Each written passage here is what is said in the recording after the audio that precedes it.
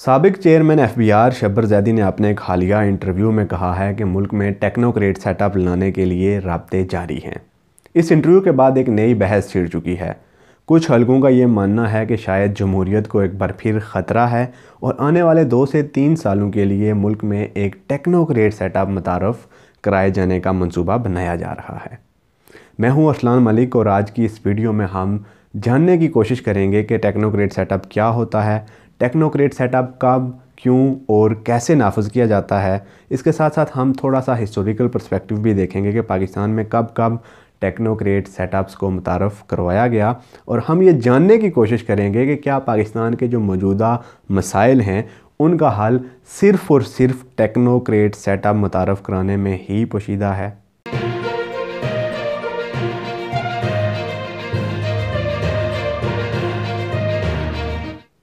Technocrat setup basically हुकूमत का एक निज़ाम है। जिस तरह हुकूमत का एक निज़ाम पार्लिमानी निज़ाम है, एक सदारती निज़ाम है, इसी तरह एक निज़ाम है जिसको हम कहते हैं टेक्नोक्रेट सेटअप।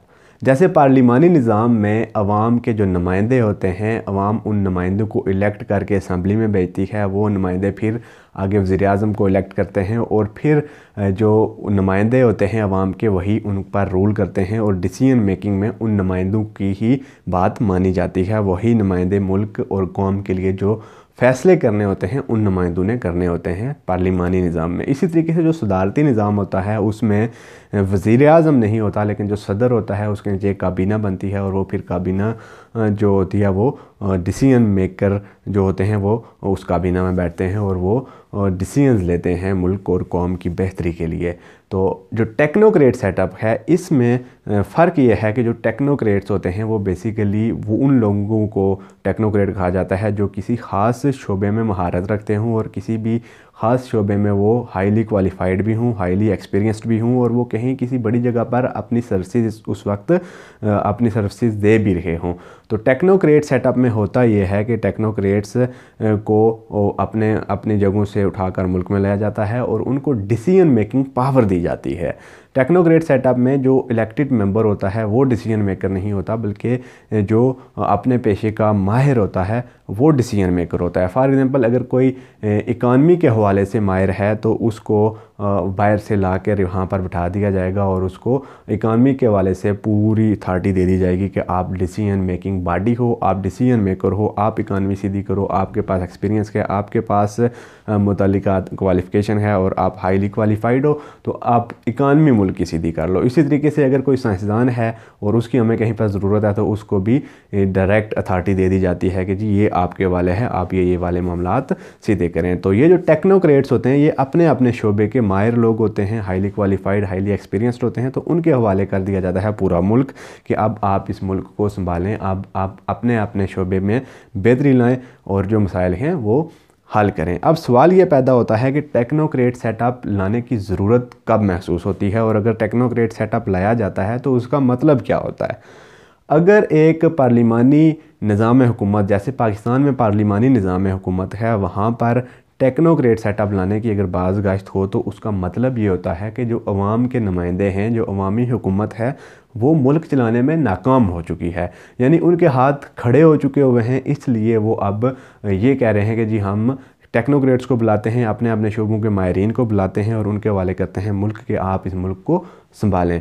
यानी हम यहाँ से वन लाइनर ये निकाल सकते हैं कि टेक्नोक्रेट सेटअप लाने का मतलब ये होता है कि आपकी जो हुकूमत है, आपके जो इलेक्टेड मेंबर्स हैं, या तो वो फेल हो चुके हैं अपना काम करने में या फिर वो अहलियत ही नहीं रखते। तो टेक्नोक्रेट सेटअप लाने का सिंपल मकसद यही होता है कि मुल्क के जो मसाइल हैं उनको फिलफोर हल किया जाए और जो बेसिकली जो पार्लिमानी हुकूमत होती है उसकी तरफ से ये एक ऐलान समझा जाता है कि जी वो फेल हो चुकी हुई है और वो अब टेक्नोक्रेट्स के हवाले मुल्क करने जा रही है। तो अगर हम बात करें आइन और कानून की तो उसमें इस तरह की कोई हैसियत नहीं है कि कोई भी पार्लिमानी हुकूमत आकर टेक्नोक्रेट्स के हवाले मुल्क को कर दे। अगर लोगों के इलेक्टेड मेंबर हैं तो उन पर ही ज़िम्मेदारी है कि वो सारे मसाइल हल करें। लेकिन जब भी टेक्नोक्रेट की हुकूमत आती है तो उसके लिए या तो आइन की खिलाफ वर्जी की जाती है, आइन को तोड़कर लाई जाती है, या फिर अगर मौजूदा सूरत हाल में टेक्नोक्रेट सेटअप आता है तो उसके लिए आइन में तरमीम करना ज़रूरी होगी। तो अगर हम थोड़ा सा बैकग्राउंड इसका देखें कि टेक्नोक्रेट सेटअप्स कब पाकिस्तान में मुतारफ़ कराए गए, तो वहाँ से हमें पता चलेगा कि टेक्नोक्रेट सेटअप सबसे ज़्यादा मुतारफ़ करवाए गए डिक्टेटरशिप के दौर में।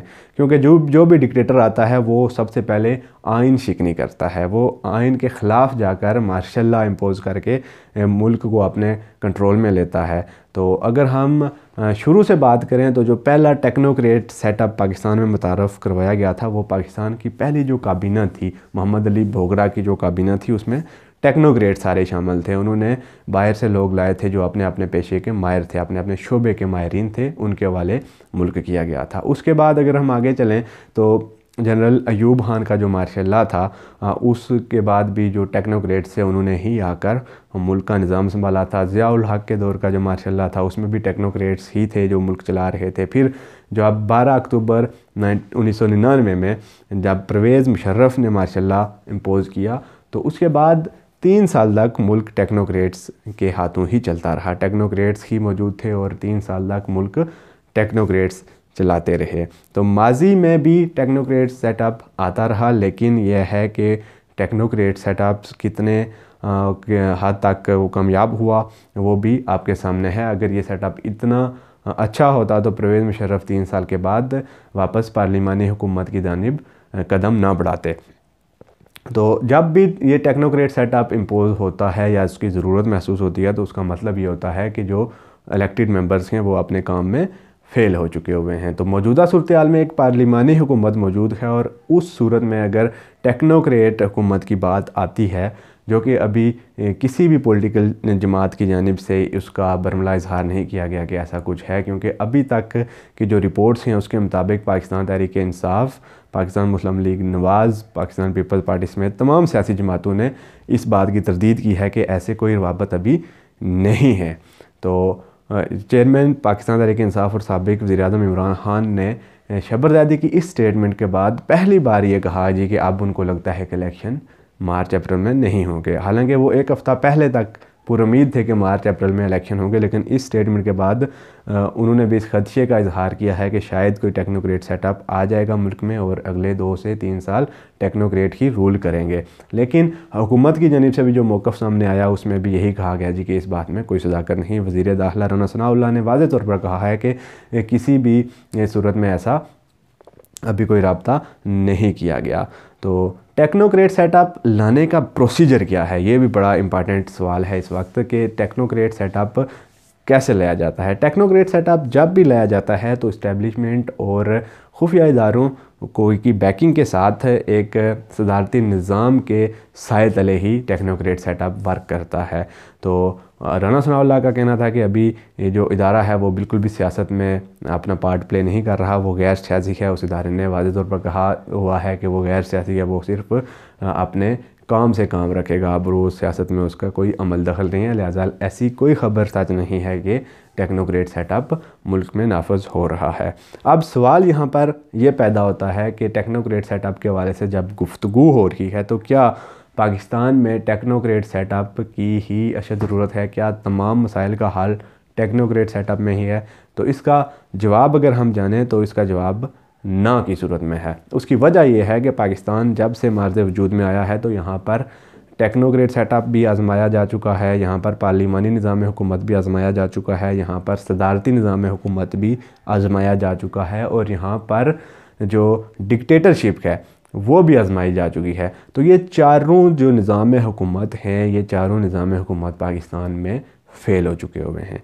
तो इसका मतलब ये है कि जो निज़ाम हुकूमत है उसमें प्रॉब्लम नहीं है, बल्कि जो बैक एंड पे ये सारे निज़ाम लाने वाले, ये सारे निज़ाम चलाने वाले लोग हैं, उस एंड पे कोई मसाइल हैं जिसकी वजह से मुल्क दिन ब दिन मुश्किलात में फंसता चला जा रहा है। आज की वीडियो से इतना ही। अगर आपको वीडियो पसंद आई है तो वीडियो को लाइक कर दें, चैनल पर नए हैं तो चैनल को सब्सक्राइब कर दें ताकि हर आने वाली नई वीडियो बर वक्त आप तक पहुँच सके। अरसलान मलिक की साइनिंग आउट। अल्लाह हाफिज़।